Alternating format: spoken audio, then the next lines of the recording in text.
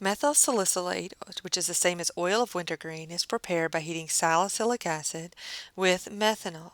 And we're given the formula so that we can identify those species in the chemical reaction. In an experiment, 1.5 grams of salicylic acid is reacted with 11.2 grams of methanol. The yield of methyl salicylate is 1.31 grams. What is the percent yield? So we've got a lot of information given, and we also have several substances mentioned that we're going to need the molar masses for.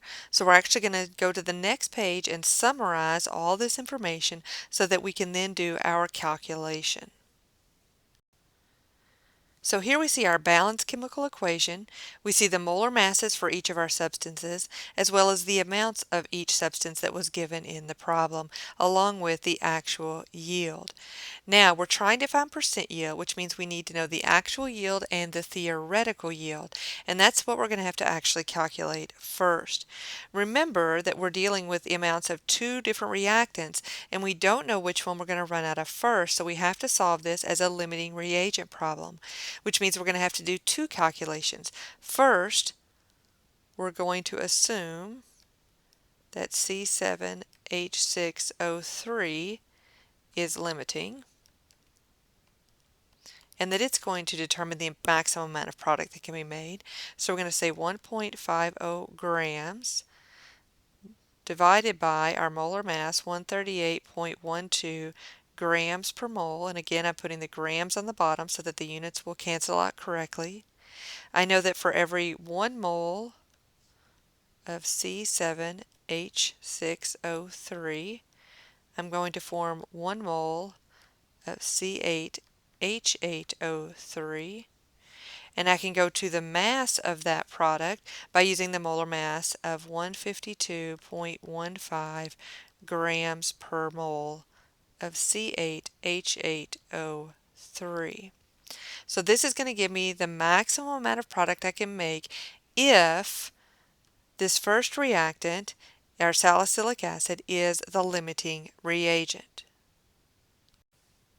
Now I can go through and cancel out all my units. So moles of each substance, moles, moles, and I'm left with grams of my methyl salicylate, my product. And when I do the calculation, what I find is that it can produce 1.65 grams of the C8H8O3. Now I need to do a similar calculation. This time, though, I'm going to assume that our methanol, CH3OH, is the limiting reagent. And I'm going to see how much product I can make if the methanol is limiting the amount of product, or that maximum yield of product. So again, I'm going to start with the amount of methanol given, which is 11.2 grams. I'm going to use the molar mass, and again I'm going to put the grams on the bottom so that my units cancel out correctly.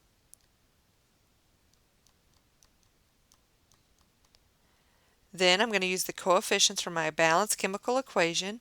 I see that for every 1 mole of methanol, I'm going to get 1 mole of my product, C8H8O3. And then I'm going to have to convert that back to grams. So 152.15 grams per mole of C8H8O3. Now I can go through and cancel out my units. So grams of methanol, moles of methanol, moles of methyl salicylate, and I get grams of methyl salicylate. And when I do the calculation, I see that I would get 53.3 grams of C8H8O3.